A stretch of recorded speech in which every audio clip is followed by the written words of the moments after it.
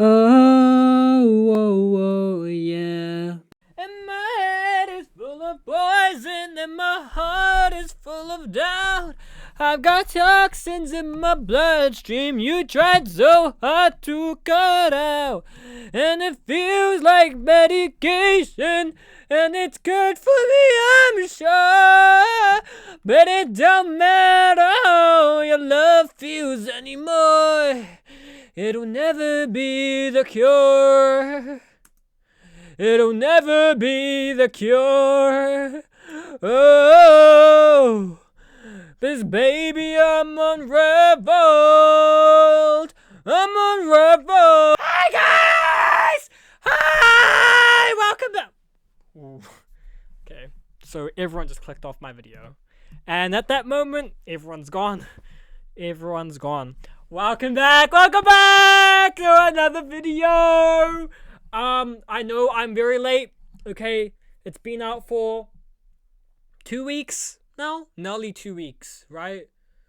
It's been out for like a week and a half. Olivia Rodrgo's new album. Yes! Well, yes! Well, yes! You seem pretty sad for a girl so in love. Well, yes! Well, yes! What a great album, y'all. Y'all, what a great album. I wanted to talk about it in the last video, but because my last videos have all been like nearly an hour long, I was like, okay, let me like make sure that there's a little short video just for the sake of it. I'm scared. I'm actually traumatized ever since that one time. Hold on. That one time that I recorded a video and I only realized like at the end that it wasn't recording anymore. Oh my god, traumatized.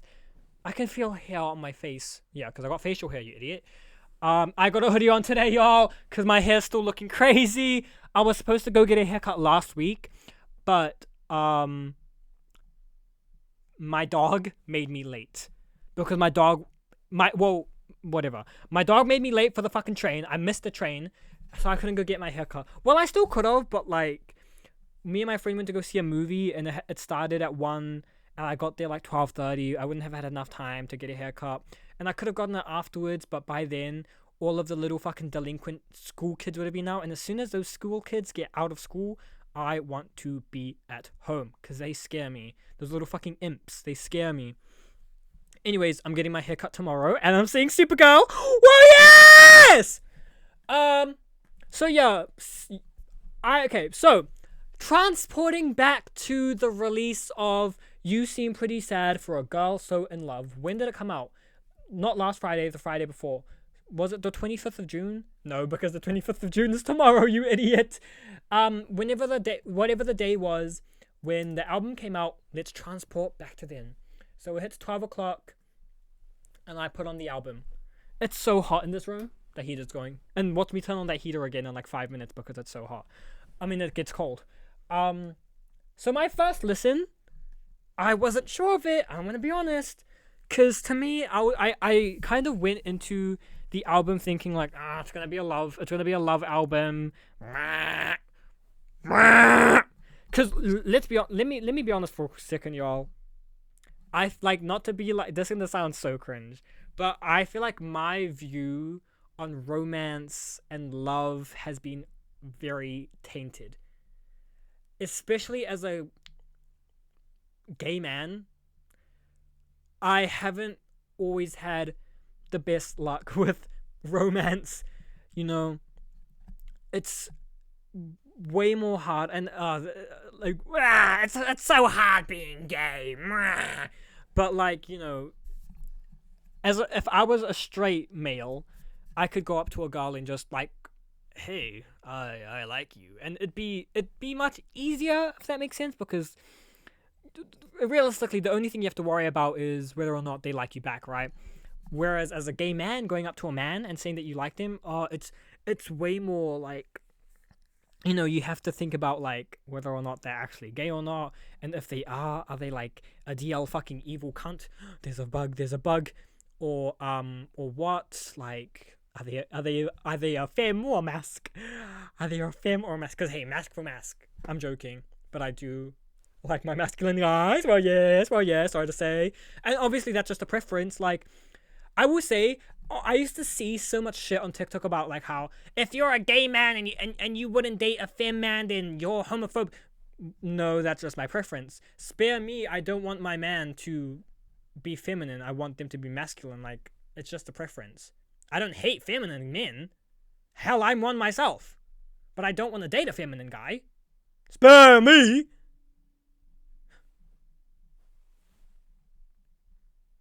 Okay. So I thought someone pulled up to my house. Anyway, so yeah. I haven't had the best views on love. It honestly just annoys me.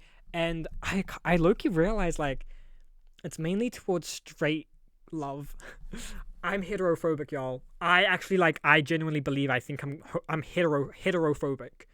I am heterophobic, and I'm so sorry to say, but I just think it's so unnatural for a man and a woman to lay together.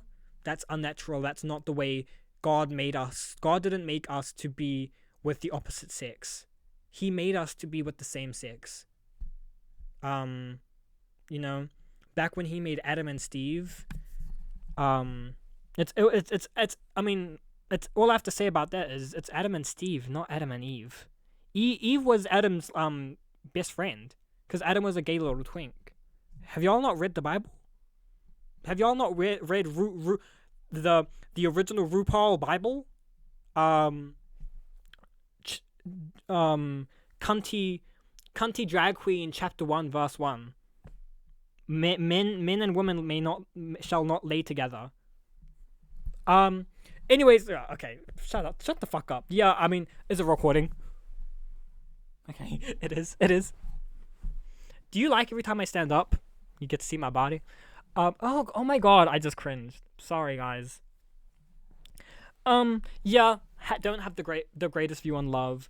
I also think because of my experiences, I mean, my latest experience, who I'm not going to talk about again because I feel like I bring them up every episode, but that certain evil bisexual male, also didn't, like, help, that not working out well, because he'd rather be with a woman than a man. Yeah, like, heterosexual relationships, unnatural, get out of my face. And that's low-key a realization I came to after listening to this album. Because, yeah, after my first listen, because obviously the first, from Drop Dead to Purple, you know, it's very, like, lovey songs. Because, I mean, this album tells a story, you know, which I'll get into. But, yeah, the beginning of the album is, like, being in love and stuff like that. And so I remember, like, listening to it and I was just like, I don't want to hear this, you know. And then by the time the sad song started playing, it was also like way past midnight and I was low-key tired, so I was just like. But then the next day I was like, okay, I want to listen to the album again and, like, fully you know, pay attention to it, listen to it, you know, really understand the lyrics and stuff like that, and feel the music. And I did, and what might I say, I loved it. I truly did. My favorite songs from the album: Stupid Song, Maggots for Brains, My Way, What's Wrong with Me, Expectations, Love Expectations. And I also really loved how, yeah, as I mentioned, the album follows it tells a story, you know, starting with Drop Dead and Stupid Song. It's like having a crush on someone, meeting someone, having a crush on them, and stuff like that. Then Honeybee, Maggots for Brains, You plus Me equals Hearts. You know, it's like it's like, you know, she's in the relationship with this person that she liked, or, you know, whatever. And then My Way seems like Olivia's boyfriend had an ex that kept trying to hit him up and was not over him. Then Purple, it's more lovey relationship stuff. And then we get to The Cure, where she starts to realize, you know, she thought that being in love would cure her and her life would be way more better, when really it didn't do that for her. And it seems like she grew very codependent in this relationship, and, you know, she thought that being in a relationship would be how she could be truly happy, which I feel like, I mean, that's how I interpret it, because I feel like that's how I could relate to that, and I could put myself in that position, because I've, especially in high school, man, I was so just obsessed, not obsessed, but I thought the only way to truly be happy was to find a partner. And obviously, that didn't happen. Like, it wasn't, like, honestly, the closest I got was being in a homoerotic friendship. Now, me and my friend were low-key just beating a dead horse before recording this video. When I was supposed to be recording this video, me and her started beating a dead horse, and Matt, because one thing about me, I will beat a dead horse. I'm there. Even if the horse is already buried 6 feet under, babes, get that fucking horse back up here. Let's beat it a little more. But yeah, like in high school, I'd say the closest I got to being in I wouldn't even classify it as a relationship, even though I call this person my ex. We never dated. We never ever dated. And no, I actually don't call him that anymore. But I would for a time call him my ex, but we never dated. Just wanted to put that out there. But yeah, I guess he's an ex-friend. No, please. Okay. Yeah, with that said, when me and my friend were beating a dead horse, I was like, fuck, I actually need to hurry up and record this video, because I don't think I'm gonna get another chance this week to record a video. So anyways, wait, what was I talking about? My perception of love. Yeah. I thought that the only way to be happy was to be in love. I took any attention from a man, I took that and I ran with it. Like, I remember, I wouldn't even say catching feelings, because I never caught feelings. I just became infatuated with this person. Like, I remember one time in year 10, I kind of grew feelings for someone just because they stood up for me once. All of a sudden, I was just like, now I will say I did end up actually liking this person a year later. And I did actually genuinely like them. And once again, I never liked someone and obviously started talking to them romantically. It was always just, I guess, it was always unrequited love. Bless my soul. That one little homoerotic friendship in 2024 was that unrequited. TBD. We still don't know the answer to that one. And then with the boy from last year, I did catch feelings. Mind you, we had spoken for 4 days. 4 days, we hung out on the 5th day. Did I catch... Yes. And did I end up ghosting him 3 days later? But only in hopes that he would begin to yearn for me more and come back and actually want to date me. Yep. But did that happen? No. What happened instead? 3 months later, he blocked me. Now, was I under deep mental psychosis for majority of last year, still thinking that he was the one? Yep. Now, did recently me and my friend have a conversation about this, and she really opened my eyes, and I actually now have a mental block on this person? Well, yes, I've been healed. And at the end of the day, y'all, the only person that can heal you is your girlfriends, is your best friends, babes. That's all you need. And that is something that I've grown to learn. Obviously, as I was saying, thinking that the only way I could be happy was to be in a relationship, I'm really happy that now I don't think that way. And really, I feel like the only way to be happy is to not be in one. So, for better or for worse, I don't think like that anymore. I don't think I have to be happy. I mean, I don't think I have to be in love to be happy, but I stay away from love now because I'm scared it's not going to make me happy. And I wouldn't say I'm the happiest I've ever been, but I will say I do enjoy myself more when I'm not under a psychosis because of a man. Is it recording? Oh my god, it's not! It is. It's recording. So anyways, yeah, so back to the album.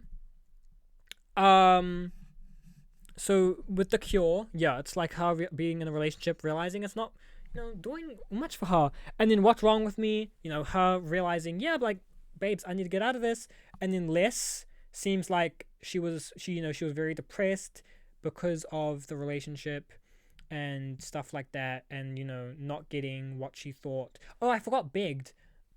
Anyway, whatever. It's yeah. What was it all about? Oh yeah, so they finally break up. He breaks up with her. Seems like an expectation. She realizes that I deserve more, because in Begged, to go back to Begged, it did seem like she was getting the bare minimum. Not even that. She was getting barely anything from this man, and she had to basically beg him to love her and treat her like a girlfriend, the way that she wanted to be treated. And then Cigarette Smoke is like her looking back at the relationship. But anyways, yeah, so overall, great fucking album. I do love it. It's still heavily in my rotation, especially as I mentioned, the songs that I really liked. Yeah, Maggots for Brains. Oh, I love that. And I feel like Maggots for Brains really does I relate to the song quite a lot. I mean, not because obviously this song is about, she's singing about how when her boyfriend's away from her, she feels dead. Like, like her life is so monotone without a man. But that aside, I do love the lyrics to the song and relate to some of them, especially let me read it. Let me read out the lyrics that resonate with me. Okay. My day was so mundane, I don't think I left the house. Drank a pot of coffee, tried to write, nothing came out. Somehow it's the weekend, I'm still bored out of my skull, and I went to a party, but only on principle. I'm a zombie in my body, I'm a train off the track. I feel dirty, I feel rotten, and the colors are all flat. I'm a sad shell of a woman, and I've got maggots for brains, but that's just a thing that happens. Oh wait, not that part. I just wanted to read the parts that resonated. Yeah. Everything feels moldy like the fruit that's in my fridge, and everything that's funny, I wish I could tell to... And sometimes that'll look... Okay, no, it's from verse 2. But yeah.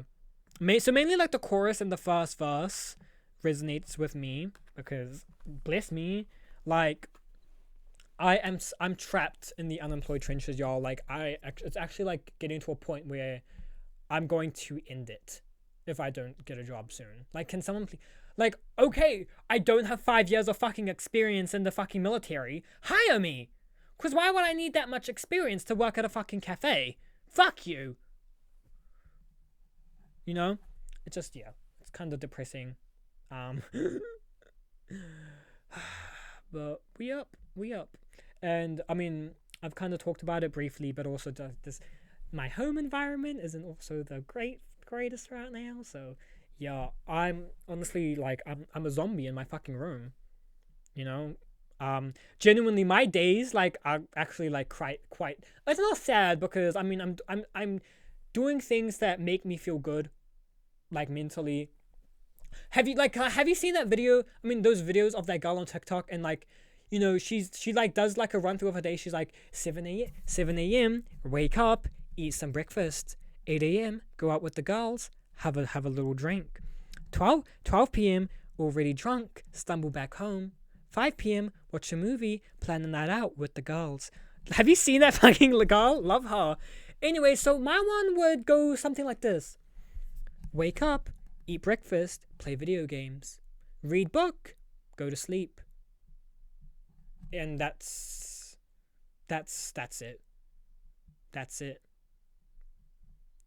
Yeah. So bless my soul, honestly.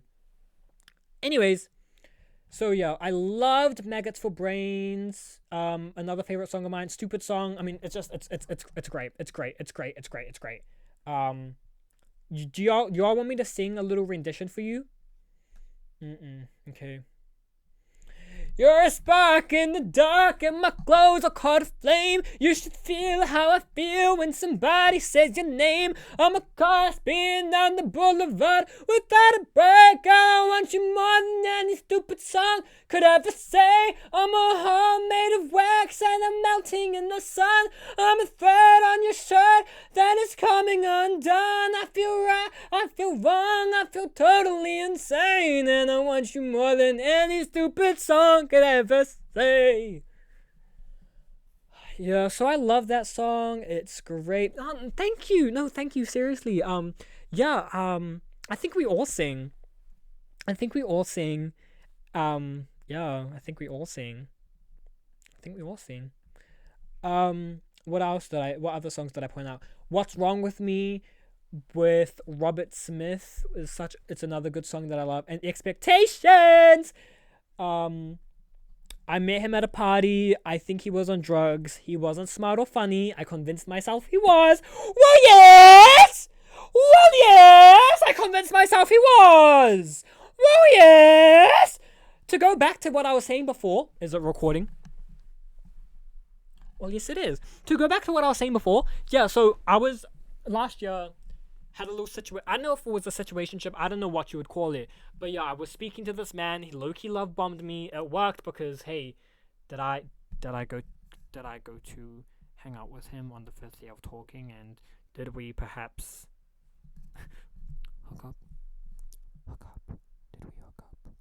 Did I perhaps put ice cream on the tip? So I'm just like, can you not be gay for 5 minutes? Allegedly. I think it was AI. Anyways, yeah. I was infatuated with this man. I truly thought he was the one. I thought that like someday in the future we'd end up back together. And you know, I remember like, oh my god, there's a fly in my room. How did you get in here? A couple of days ago, me and my friend were talking about, we're beating a dead horse as we do. And she was like, hey, just wanted to say that man did not like you. And it was never going to be you. And she was basically saying, you know, like how, because I always used, one of the big reasons to why I thought like he was the one was because he matched my wit.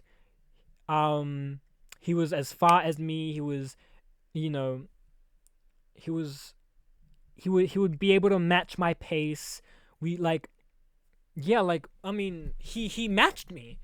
And she was basically saying, she was like, babes, yeah, he matched you on purpose. Like, it was an act, you know? Like, he put on a persona to get in my pants. And unfortunately, that fucking worked.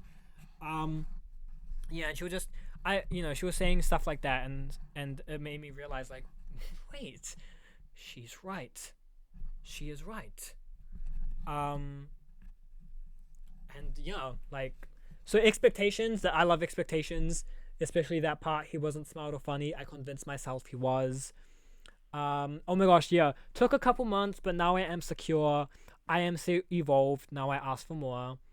I won't settle for a guy with a fake job. He seems so desperate for loving, but baby, I'm not. Gave my heart with 0 stipulations. Now I take careful consideration. I'm not kissing any boy that is passive. Their indecision is painfully unattractive. Past mistakes are just new information. These days, I've got expectations. Yes! Because, yeah, I mean, now, like, I don't want to be in a relationship, you know? I mean, if perhaps, like, the Hudson Williams, per se, walked through the door right now and, like, confessed his dying love for me, because I know he loves me. We have this fun little back and forth, you know, where like he never talks to me and he acts like I don't exist, and you know, but I just know he loves me. Yeah, he loves me. Anyways, like, I'm not like blocking it out completely. Like, if something were to happen in that realm, like, I wouldn't push. Wait, would I push it away? I wonder, because I did like, there was not too long ago, I wasn't talking to a person, but I was talking to someone. Not me saying to a person, like, babes, say a man. We all know you're gay. It's obvious. I was talking to a man, and I realized, oh my god, this is a man, and I realized that I was putting so much time into it. Not time, but like, I was opening my phone purely to see if the notification had arisen. And when I realized that, did I block them? No, I didn't block them. I just stopped talking to them and moved on. So maybe, yeah, I don't know. But yeah, I'm very much trying to kind of live in my single life and be happy and okay with what I already have. And I will say that has been working, and it's made me realize like how much I would rather be single than in a relationship, because I just can't be bothered. Like, please get away from me. Thank you. I've only been filming for 25 minutes. My god. There's a recording. It is. But yeah. Anyways. yeah, so to go back actually to like touch more on what I mentioned before about being heterophobic, like I wasn't joking, unfortunately. Like when I see a straight couple, it pisses me off. And I think that does stem from the fact that as a gay man, I think that trying to be in a relationship is much harder, and for straight people it's way more easier, to be honest.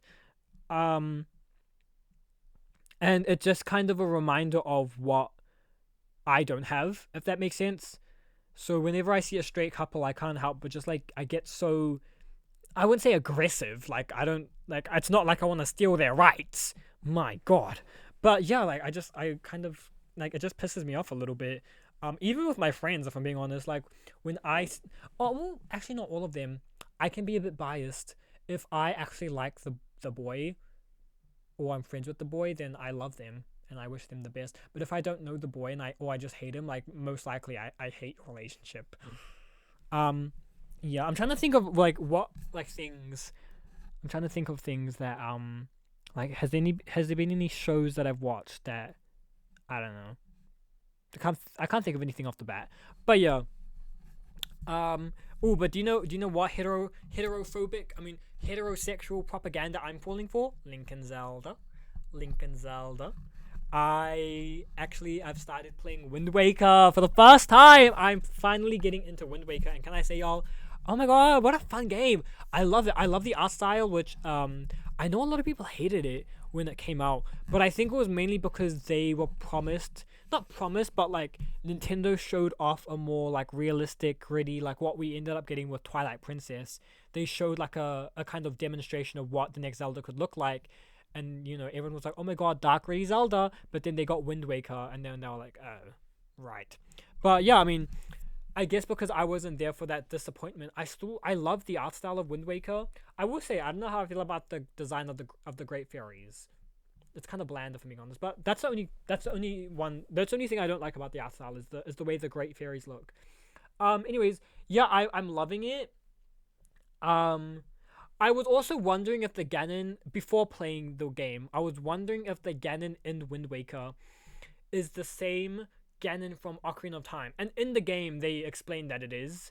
So, yikes, not bless Ganon, fuck Ganon. But I truly wonder, like, I wonder if in the beginning of the game, when Link goes to try and save his sister from the Forbidden Fortress, and then Ganon gets a quick glimpse of Link before the bird tosses him away.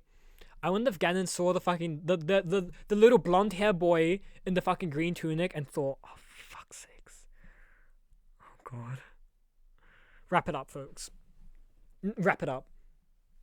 No, I know we're trying to take over the world, but it's done. It's done. There's no point in trying. Wrap it up. Get your stuff. Exit stage left. Exit stage left. Pass go. Don't collect $2,000. Just go. Just go. Go straight to jail. Cause yeah, truly, like, bless that man. And then I think as well, the Ganon and Twilight Princess is the same Ganon as well from Ocarina of Time. But obviously that's in a different timeline, but it's the same Ganon. Now, the Ganon in Tears the Princess, that's not Tears the Princess, Tears the Kingdom. That's a different Ganon, right? Is the Ganon in Tears of the Kingdom the same as Ocarina of Time? No, yeah, I assume so. The Ganondorf in Tears of the Kingdom is generally considered a separate incarnation from the one in Ocarina of Time. While both share the same name and title, Tears of the Kingdom's Ganondorf is a distinct, ancient entity who predates Hyrule's known history.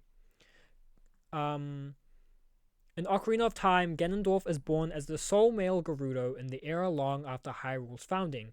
In Tears of the Kingdom, Ganondorf is an ancient demon king who was sealed away beneath Hyrule Castle during the kingdom's founding era. In Tears of the Kingdom flashbacks, Ganondorf has round ears. This physical characteristic points to an older, mythological connection to the gods that is different from modern Gerudo traits seen in the Breath of the Wild era. Rather than being the exact same character, the Tears of the Kingdom version of Ganondorf serves as a major narrative callback. For example, his early act of swearing fealty to King Rauru. Because Rauru sounds weird to say, and I pronounce my R's really weird, so Rauru. But that sounds weird as well. It sounds like I'm trying to be overly, like, exotic. Before betraying him strongly, mirrors his original introduction in Ocarina of Time, where he pledged false allegiance to the King of Hyrule. Now, can we get that Ocarina of Time remake already? Thanks. Much obliged. Much obliged. Anyways, yeah. So Wind Waker going great so far, loving it. It's I'm having so much fun. I actually started. Oh my gosh, I need to share this with y'all. I write down everything in my notebook because obviously with the Zelda games like Ocarina of Time and Wind Waker, there's side quests, obviously, but it's not like your modern day games where where you pick up a side quest, you pause the game and you can see all the quests that you've picked up and what to do and where to go and stuff like that. In Wind Waker and the classic linear Zelda games, usually the side quest, like if you talk to someone that has a side quest, like you could fully forget to do the side quest, which I personally do myself. Like when I played Ocarina of Time, I didn't think I really did any of the side quests because I always would forget to talk to certain people and stuff like that. I think the only like side quests I did was the one with the masks where you have to sell the masks. The one where you race that man, if that was even a side quest. Yeah. I mean I did some of them, but not all of them. So anyway, so with Wind Waker, I started writing down everything. Like, I don't know if you can see in my notes book. So like if I talk to someone and it's like, oh, they want something. Like in case I forget, so here, like, I mean, I don't have to read it to you. I don't know why I'm saying I need to read it. But yeah, and it's fun. I mean, it's low-key, like, fun. Like, it's more immersive. It feels way more immersive, doing that. Like, getting a quest from someone or someone saying, I wish someone would do this for me. And then I, like, write it down in my notes. Like, I'll be like, okay, I need to do this and come back. And I also have, like, I have, because obviously, if you haven't played Wind Waker, it takes place in a flooded version of Hyrule because Ganon ended up coming back and because Link was sent back into the past to live out his childhood, there was no Link to fight Ganon in this timeline after Ocarina of Time. So the gods came down and flooded the earth. And yeah, so Wind Waker takes place on a great sea with a bunch of islands and stuff like that. And sometimes you go to an island and you need a certain ability that you don't have yet. So I have like a list of like the islands to go back to and stuff like that. And yeah, I'm having a blast with it. I'm having so much fun with it. I don't know how far I'm into the game, but I have just gotten the third pearl from the fish, Jabu. Am I making that up? Whatever his name is. And yeah, that's where I'm up to now. And I'm having fun with it. After Wind Waker, I don't know what I'm gonna play next. I was thinking about playing God of War next because I'm feeling the itch to play God of War, but I do wanna keep to some of the classic games that I'm playing. I wanna try out Chibi Robo, so maybe I'll play Chibi Robo first. I don't know, y'all. I'll see. I also wanna at some point play Fire Emblem Three Houses, and I want to get back into Xenoblade Chronicles, but not yet because I have so many games that I already have that I want to replay or finally finish. Like, I want to finally, because I played Alan Wake back in 2023, but I never finished it. So I want to go back and play that and finish it, and then I want to play Alan Wake 2. I also want to go back and finish Control. I played Control back in like 2021, 2022. I never finished it, so I want to go back and do that. And then maybe buy Control Resonant when it comes out in September. But yeah, right now, I'm playing Wind Waker. I might play Link's Awakening again, the remake. I don't know. There's so many games I want to play, man. God. And I guess thank God I'm unemployed because I can do all those things. Anyways, okay, I'm gonna leave this one here, y'all. I left my friend to come record this video, and me and my friend were having a great conversation. We were beating a dead horse again, and I want to go back and beat that dead horse. So I'm gonna leave y'all. Thanks for watching. Next video, I'll probably talk about my thoughts on Supergirl, because I will have watched Supergirl by the time I do the next video. So, yeah. Bye, guys, and go stream Olivia's new album.